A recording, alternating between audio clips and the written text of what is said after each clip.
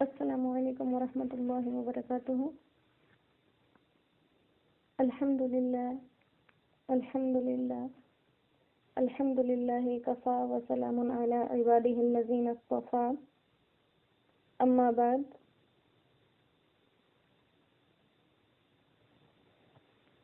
فقد قال اللہ تبارک وتعالی فی کلامہ المجید والفرقان الحمید: لقد يسرنا القرآن للذکر فهل من مدکر۔ وقال النبی صلی اللہ علیہ وسلم: خیرکم من تعلم القرآن وعلمہ، او کما قال علیہ الصلاۃ والسلام۔ ربی زدنی علما ربی زدنی علما ربی زدنی علما رب اشرح لی صدری ویسر لی امری واحلل عقدۃ من لسانی یفقہوا قولی۔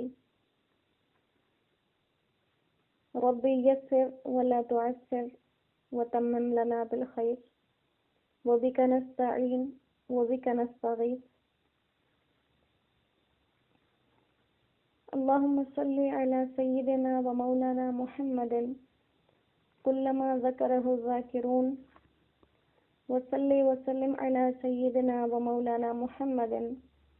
کلما غفل عن ذکرہ الغافلون۔ اللہم صلی وسلم علی سیدنا و مولانا محمد وبارک وسلم علیہ۔ جزا اللہ عنا محمدا صلی اللہ علیہ وسلم خیر ما جازیت نبیا عن امتہ۔ اللہ پاک کا احسان ہے اور اس کا شکر ہے جس نے ہمیں ایک اور صبح میں زندگی کے ساتھ، ایمان کے ساتھ اپنے کلام پاک کے آگے بیٹھنے کی توفیق عطا فرمائی ہے۔ اس پہ ہم اس کا جتنا شکر ادا کریں اس کی مہربانی کا وہ کم ہے۔ یہ شروع کے سبق ہیں۔ ہو سکتا ہے کہ یہ پہلے ابتدائی سبق سن کر کچھ لوگ یہ فیصلہ کر لیں کہ ہم آج کے بعد نہیں سنیں گے، یا اکتا جائیں، یا ان کو اس میں لذت محسوس نہ ہو۔ تو ایک بات اپنے ذہن میں رکھ لیں، جب کوئی انسان بیمار ہوتا ہے، بخار یا معمولی کوئی بھی بیماری اس کو ہو جائے، تو سب سے پہلے جو چیز تبدیل ہوتی ہے اس میں، وہ اس کے منہ کا ذائقہ ہوتا ہے کہ وہ اچھی سے اچھی چیز بھی کھا لے لیکن اس کو ذائقہ محسوس نہیں ہوتا، اسے مزہ نہیں آتا کسی چیز کے کھانے میں۔ تو یہی مثال اپنے لیے سمجھیے ہم سب، کہ ہم سب کو ہمارے گناہوں نے اتنا بیمار کر دیا ہے کہ ہمیں ایمان کی لذت اور ایمان کی مٹھاس محسوس نہیں ہو رہی،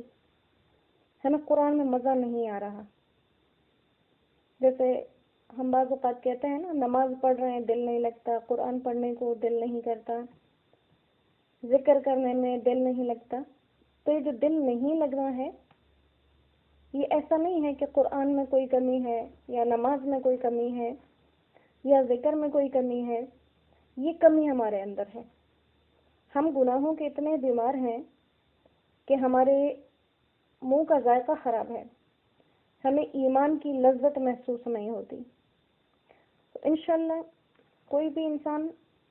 اکتا کے سبق کو سننا نہ چھوڑے۔ ہم نے اپنی زندگی میں ہمیشہ یہ مشاہدہ کیا ہے، اگر کہیں پہ مسلسل پانی کا ایک قطرہ گرتا رہتا ہے تو اپنے لیے وہاں پہ سوراخ بنا لیتا ہے۔ تو انشاءاللہ یہ قطرہ قطرہ ہمارے دل کے اوپر آیات گریں گی اور ہمارے دل میں اس کے لیے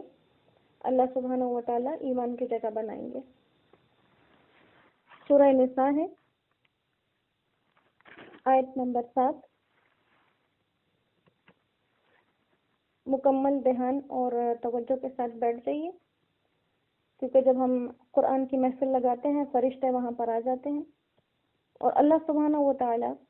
اپنے کلام کی طرف متوجہ ہوتے ہیں۔ ہم توجہ سے، محبت سے سنیں گے تو انشاءاللہ اللہ کے سامنے رہیں گے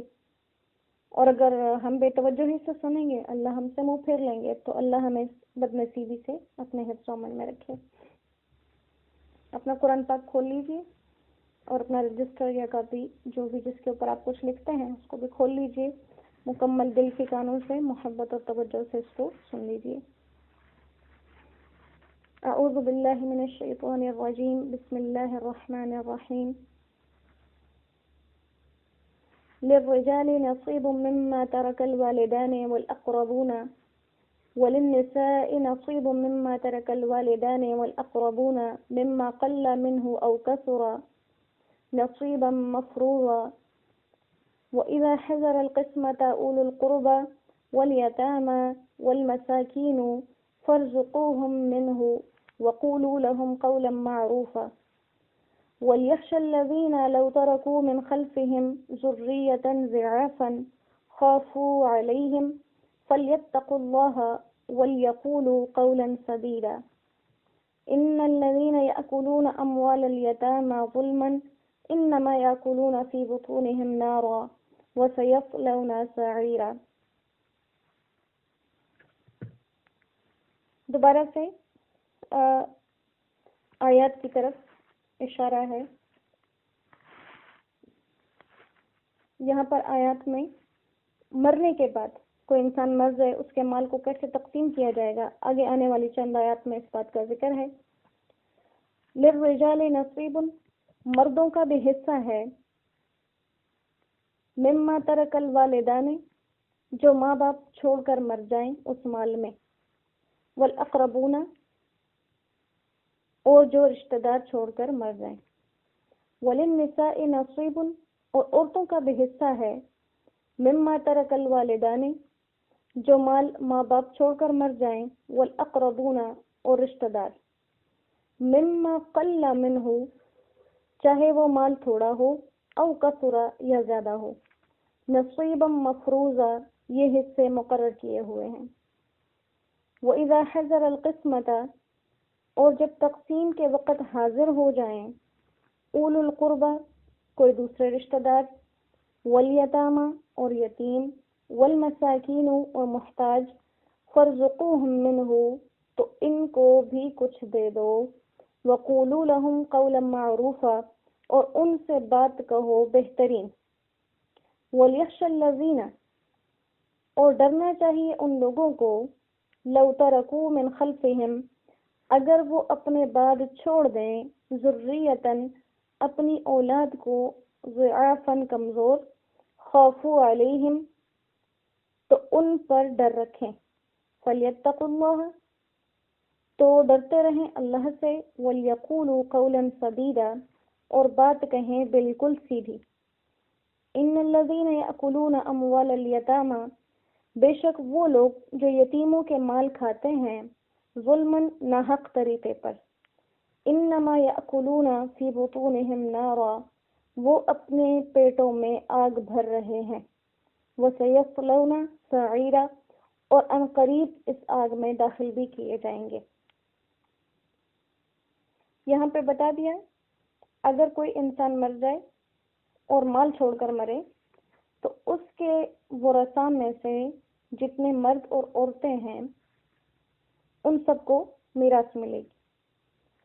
عرب میں اسلام سے پہلے یہ دستور تھا کہ وراثت کے مستحق صرف وہ لوگ ہیں جو گھوڑے پر سوار ہو سکیں اور دشمنوں کا مقابلہ کر کے ان سے مال غنیمت لے لیں۔ اب اس معیار پر صرف مرد ہی پورے اتر سکتے تھے، اور وہ بھی وہ مرد جو کہ بالغ ہوں، کیونکہ نابالغ بچے اور عورتیں ان کے لیے تو یہ کام ممکن نہیں تھا۔ تو گویا کہ ان لوگوں نے ان دو قسم کے لوگوں کو میراث سے بالکل خارج کر دیا تھا۔ اس کے بعد جاہلیت کے بعد جب اسلام آیا، حضور صلی اللہ علیہ وسلم کے دور مبارک میں ایک واقعہ ایسا پیش آیا۔ صحابی کا نام ہے اوس بن ثابت رضی اللہ تعالیٰ عنہ، ان کا انتقال ہوا اور انہوں نے اپنی جو ہے پیچھے دو بیٹیاں، ایک بیٹا جو کہ نابالغ تھا اور ایک بیوی، یہ وارث چھوڑ دیے۔ اب جو عرب کا پچھلا رواج تھا اس کے مطابق یہ سارے کے سارے محروم ہو گئے، کیونکہ لڑکیاں اور بیوی تو عورت ہونے کی وجہ سے محروم ہو گئے، اور لڑکا نابالغ تھا جو کہ دشمن کا مقابلہ نہیں کر سکتا تھا، لہذا چاروں محروم ہو گئے، اور ان کے چچا زاد بھائیوں نے آ کر اس سارے کے سارے مال پر قبضہ کر لیا۔ تو ان کی بیوی نے حضرت اوس بن ثابت رضی اللہ تعالیٰ عنہ کی جو بیوہ تھیں وہ آئیں حضور صلی اللہ علیہ وسلم کے پاس، اور ان سے اس بات کی جو ہے وہ شکایت کی، اور اپنے بچوں کی اس محرومی کی شکایت کی۔ تو اس وقت تک چونکہ قرآن کریم میں کوئی واضح آیت موجود نہیں تھی، اس لیے حضور صلی اللہ علیہ وسلم نے جواب دینے میں کچھ توقف کیا، اور آپ صلی اللہ علیہ وسلم کو اس بات کا اطمینان تھا کہ انشاءاللہ وحی کے ذریعے اس قانون کو ضرور بدلا جائے گا۔ اس وقت یہ آیات نازل ہوئیں کہ للرجال نصیب مما ترک الوالدان والاقربون وللنساء، کہ مرد ہوں یا عورتیں وہ اپنے والدین اور اپنے رشتہ داروں کے مرنے کے بعد ان کے مال میراث میں سے حصے دار ہوتے ہیں، چاہے وہ مال میراث کم ہو یا مال میراث زیادہ ہو۔ یہاں پر اقربون قریبی رشتہ داروں کو کہتے ہیں، اور قریبی رشتہ داروں میں سب سے زیادہ قریبی رشتہ ماں اور باپ کا ہی ہوتا ہے، لیکن چونکہ ماں باپ کی اہمیت زیادہ ہے اس لیے ان کو الگ سے والدان کہا، والدان یعنی ماں اور باپ، ان کا حصہ الگ سے ذکر کیا۔ پھر اقربون میں قریبی رشتہ دار کہا، تو قریبی رشتہ دار وہ ہیں جو کہ بالکل نزدیکی ہوں، بغیر کسی واسطے کے نزدیکی ہوں، جیسے بیوی ہے تو شوہر اور بیوی میں کوئی تیسرا واسطہ نہیں، وہ براہ راست ایک دوسرے کے رشتہ دار ہیں۔ اسی طرح سے اولاد ہے تو ماں باپ اور اولاد کے رشتے میں کوئی تیسرا رشتہ ان کو جوڑنے والا نہیں، بلکہ یہ براہ راست ایک دوسرے کے رشتہ دار ہیں۔ لہذا اس اقربون کے لفظ سے یہ بتا دیا کہ ہر رشتہ دار وارث نہیں بنے گا، بلکہ وہ رشتہ دار وارث بنے گا جو کہ بالکل قریبی ہے۔ تو اس سے ایک مسئلہ آج کل لوگ بہت اس کو اہمیت دے رہے ہیں، اگر کوئی آدمی مر جائے اور اس کے بیٹے بھی زندہ ہوں اور اس کا کوئی یتیم پوتا بھی ہو تو وہ کہتے ہیں کہ یہ یتیم پوتا جو ہے وہ زیادہ حقدار ہے، تو ایسا نہیں ہے۔ پوتے کا رشتہ دور کا ہے اور بیٹے کا رشتہ قریب کا ہے، لہذا بیٹے کے ہوتے ہوئے پوتے کو مال میراث نہیں دیا جائے گا۔ تو ان چیزوں کے اوپر جو ہے وہ اپنی ہم جو ہے وہ نظر صاف رکھیں کہ قرآن میں کیا کہا جا رہا ہے۔ پھر دوسرے آیت میں یہی بات کہی گئی، مما قل منہ او کثر، یعنی چھوٹا ہوا مال چاہے تعداد میں زیادہ ہو چاہے تعداد میں کم ہو، سب مکمل کا مکمل تقسیم کیا جائے گا۔ جیسے جاہلیت میں بہت سی عادتیں تھیں، ان میں ایک عادت یہ بھی تھی کہ اگر مرنے والے کے مال میں گھوڑے ہوتے تھے یا تلوار یا اسلحہ وغیرہ تو وہ پہلے چن کے نوجوان مردوں کو دے دیا جاتا تھا، باقی جو ہے وہ وارثوں کو اس سے محروم کر دیتے تھے۔ تو قرآن کریم نے بتا دیا کہ جتنی بھی چیزیں میت کی ملکیت میں ہیں، چاہے وہ چھوٹی ہیں یا بڑی ہیں، اس میں ہر وارث کا برابر کا حق ہے، اور یہ جو حق ہے یہ نصیب مفروضہ، یہ اللہ نے مقرر کیا ہوا ہے۔ مفروض بمانا اللہ نے مقرر کیا ہوا ہے، لہذا کوئی بھی اس میں اپنی رائے سے کمی بیشی نہیں کر سکتا۔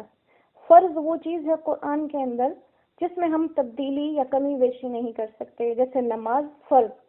فرض نماز کی جو رکعات ہیں ان تعداد میں ہم اپنی طرف سے کمی بیشی نہیں کر سکتے۔ فجر کی 2 ہیں تو 4 پڑھ لیں نہیں، ظہر کی 4 ہیں تو 2 پڑھ لیں نہیں، کیونکہ یہ فرض ہے۔ فرض کا مطلب